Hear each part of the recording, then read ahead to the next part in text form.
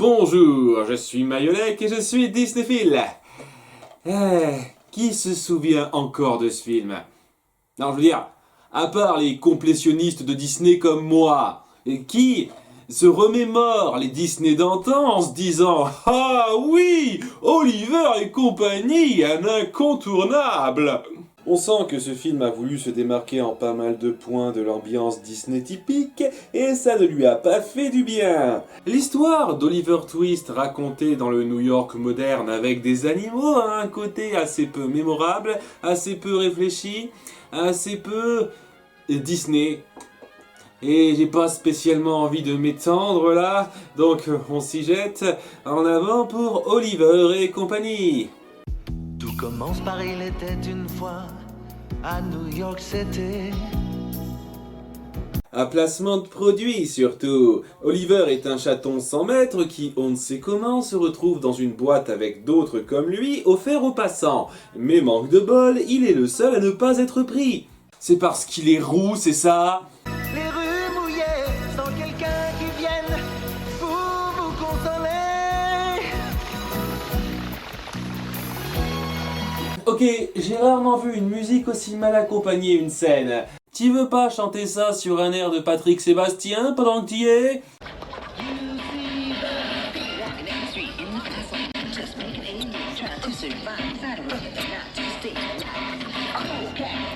Ah, les bons vieux clichés des années fin 80. Notre héros est donc perdu dans le tumulte de la ville.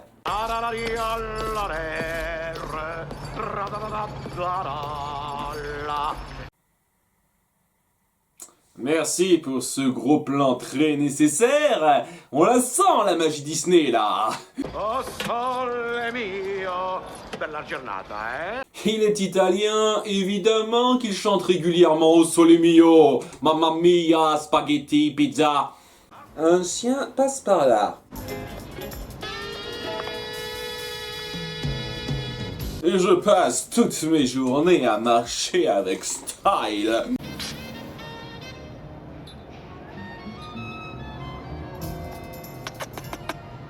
Salut beauté. Patrick Poivet, je trouve que tu le fais mieux en chat ce rôle. Et tu pourrais faire mieux que moi? Moi, tu vas me foutre la paix, toi, dis! Dis donc, c'est quoi ce langage, bordel de cul? Tiens, le gros Louis a de la visite. Le chien roublard monte un plan avec Oliver pour piquer des saucisses, mais bien entendu, il prend toute la récompense pour lui tout seul, parce que la ville c'est la jungle, tout ça, gna gna gna. Tu les veux? Viens les prendre. Mais je te préviens, petit. Encore un cas où on ne ressent pas du tout le changement de doubleur. C'est le rythme de la rue.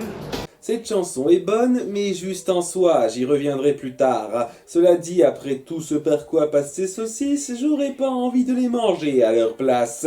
Je peux marcher des deux côtés.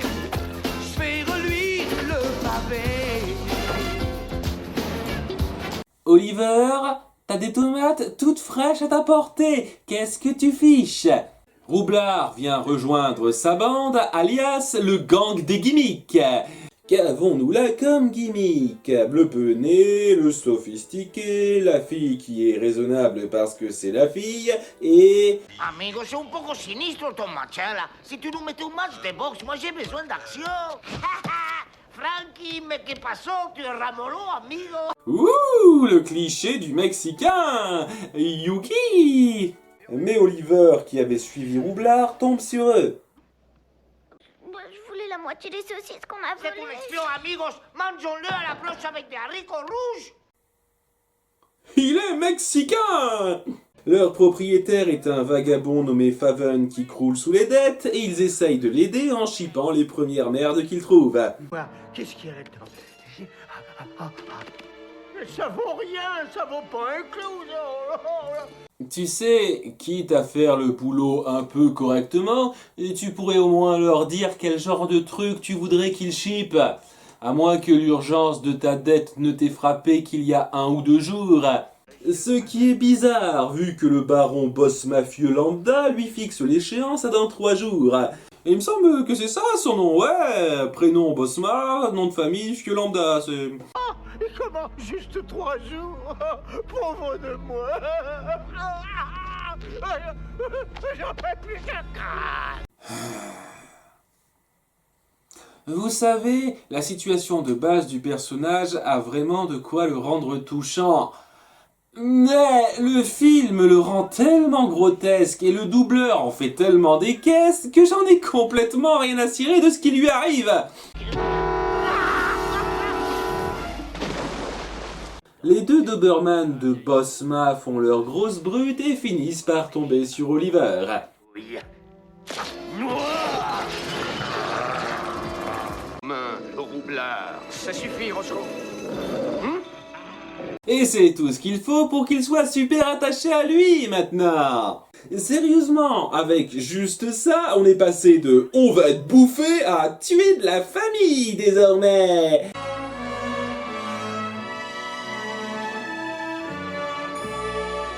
Et c'est pas parce que vous mettez une musique fantasque bien fort par-dessus que ça va rendre tout ça super naturel tout d'un coup. Le lendemain, ils retournent à leur crapulerie pour trouver des objets de valeur, mais pas avant un petit numéro musical inutile. Si tu fais bien ce qu'on te dit, tu as les chances de rester en vie pour le meilleur des... Et il meurt écrasé, fin. Il était une fois à New York, c'était. Dans une voiture de luxe qui est leur cible. J'ai malheureusement peur que ton père et moi soyons dans l'impossibilité d'être présents. Oui, tous les parents riches parlent à leurs enfants comme s'ils étaient leurs employés. Oh, pauvre petite fille bien lotie dont les parents sont absents et qui a quelqu'un pour s'occuper d'elle. Tu devrais monter un club avec Russell. Ils essaient de dérober la voiture en simulant un accident. Et par dérober, je veux pas dire les choses qu'il y a dedans. Ils essayent carrément de voler la voiture. Il est juste un peu étourdi. Allons, mon ami, réveillez-vous. C'est comme ça que tu parles à un chien. Les riches sont vraiment déconnectés de la réalité. Tito, il y a quelque chose derrière. Mais ça tourne mal et Oliver finit par attirer l'attention de la fille qui le ramène chez elle. Je vais m'occuper de toi. Georgette risque de ne pas apprécier. Georgette est le chien de la maison qui nous sort sa petite chanson. Quand tu vois la foule qui passe, faut en faire des masses. Et c'est un bon moment pour parler des chansons du film. En plus d'être majoritairement oubliables, elles n'apportent absolument rien à l'intrigue et ont un sérieux arrière-goût de remplissage. Elles n'aident pas à développer les personnages ou à mettre en avant l'atmosphère. Je n'avais vraiment pas besoin des deux chansonnettes pour voir que la ville est une jungle. Et je n'ai clairement pas besoin de son numéro musical pour voir que Georgette est une duchesse narcissique. Ses 10 premières secondes d'apparition suffisent pour ça. Merde, son premier échange avec Oliver suffit amplement à dépeindre le personnage. C'est peut-être bien la maison de Jenny, mais tout ce qui est dedans, de la brosse à chaussures au bouton de porte, est à moi! Ah là là, quel conflit intéressant ça crée. En fait, son personnage n'apporte absolument rien à l'histoire globale, à part deux sous-intrigues sans intérêt qui ne vont nulle part. Et en parlant de chansons, je me serais passé de la suivante. Toi et moi, on est des amis. Et c'est pour la vie. Quelle profondeur dans ce texte! Puis en l'espace d'un après-midi, ils ont le temps de faire tout un tas de machins ensemble et elle lui achète même un collier. Elle perd pas son temps. Le lendemain matin, le gang des gimmicks s'infiltre très intelligemment dans la maison. Tu vas voir.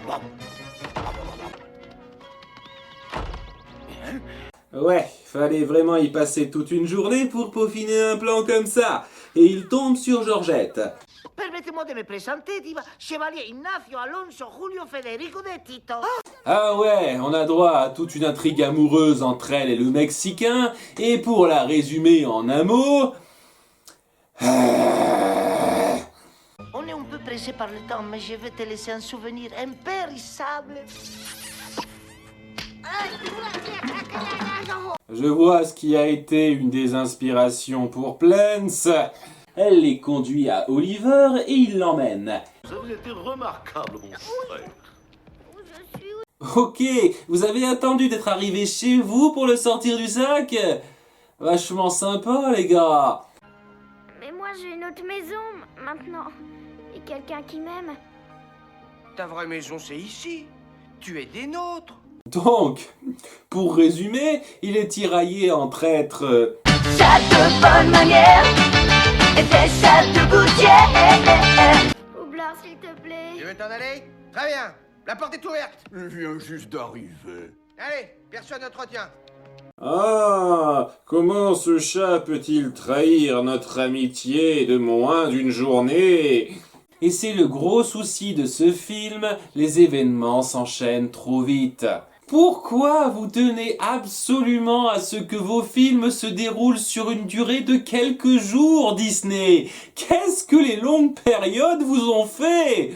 C'est différent des romances flash. Là, on peut accepter le coup de foudre comme excuse, mais il n'y a pas de coup de foudre en amitié. Vous essayez de me faire croire qu'ils ont tissé un lien fort alors qu'on les a vus se rapprocher durant moins de 5 minutes, et donc que je devrais me sentir triste de les voir prendre des chemins séparés? Désolé, ça ne marche pas comme ça. Mais Faven voit le collier tout neuf et cher que porte Oliver et a soudainement l'idée de l'utiliser pour une demande de rançon. C'est un plan infaillible, Sykes. Oh, je suis sûr qu'en cherchant un peu, on peut trouver une ou deux failles, comme par exemple le fait que les propriétaires puissent prévenir la police, ou qu'ils ne seraient pas prêts à débourser des fortunes pour récupérer un chat. La fille décide d'y aller toute seule avec sa tirelire. Parce que consulter le majordome, c'était pas une option. Et Georgette l'accompagne parce que pourquoi pas. Elle croise Faven et il se rend compte que c'est mal barré. Quel genre de monstre faut-il être pour voler un pauvre petit chat? Mais je sais pas, c'est peut-être bien un homme au pied du mur, un homme au bord du suicide. Je sais plus quoi faire. Je sais plus quoi Mais faire. non plus. Ok mec, j'essaye vraiment d'éprouver un peu d'empathie pour toi, mais arrête d'en faire des caisses comme ça, merde! Malheureusement, il avait prévenu Boss Mafieux Lambda au préalable, et ce dernier kidnappe la fille à la place du chat. T'en fais pas. On la retrouvera. Les copains chez Chacré. Les copains, c'est la vie. Venga, venga, venga, los amigos. Yes, oui, mexicain! Il s'infiltre donc chez Bossma. En silence.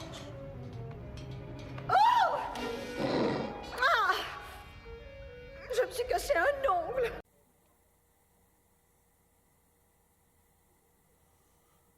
Qu'est-ce que tu fiches là, exactement?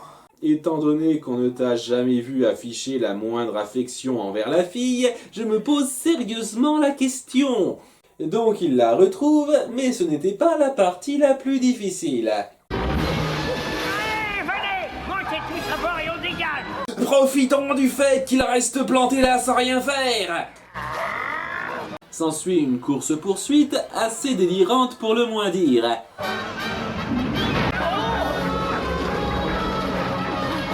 L'extase, on se croirait au Paris Dakar. Avec moins de gens tués. Boss Mafieux Lambda se démarque un peu en ayant une mort assez marquante et tout s'arrange. Donc n'oubliez pas les gens, si jamais vous contractez des dettes, il ne vous reste qu'à espérer que votre créditeur meure écrasé par un train. Oh, Dieu, comme le temps passe. Il faut que je me sauve. Ah, la sympathie qui se dégage de cet homme. Le Mexicain finit même par conquérir la bourgeoise, mais... Une fois pomponné. Pomponné. Oh. Oui, chérie. Aïe, aïe, aïe, aïe, aïe, ouï, ouï, ouï. Eh, amigo, je veux plus de cette mégère. Oh là là là là. Hilarant. Merci de m'avoir fait perdre 5 minutes de mon temps pour cette sous-intrigue de merde. Et on termine sur un peu de recyclage. Mais pourquoi s'en faire, dis-moi? Le rythme de la ville, quand tu l'as dans les pieds. recycle jusqu'au bout en prenant exactement les mêmes images qu'au début. Vous nous gâtez. On est roi du Marvel. Ce film a un gros souci de rythme. On passe tellement de temps à insister sur les gags et les exagérations des personnages qu'on développe à peine les relations qu'ils sont censés nouer. Ce qui fait qu'au final, les événements du film s'enchaînent sans grande saveur et on n'est jamais réellement pris dedans. Ce qui est assez dommage, car il y a beaucoup de relations de personnages qui étaient prometteuses. L'intrigue amoureuse entre Roublard et la chienne de la bande, Oliver et Georgette qui apprendraient à s'apprécier, de même que tous les rapprochements survolés qui auraient pu être davantage approfondis, etc. Ça représente énormément de possibilités. Mais aucune n'est réellement saisie, et à la fin, ça rend le film plutôt insipide. Après, l'histoire globale n'est pas trop mal. Les personnages à un détail près sont un peu acceptables et il y a de temps en temps une petite blague qui fait mouche. Rien de vraiment transcendant, mais c'est toujours ça. Et voilà qui aura conclu cette ère Disney avant l'âge d'or, sans grande étincelle. Mais pour prouver que les roues ne portent pas toujours la poisse, c'en est une qui va ouvrir cet âge d'or. À la prochaine, et n'oubliez pas d'être Disneyphile. Il frappait le roi malin, les autres chassant là.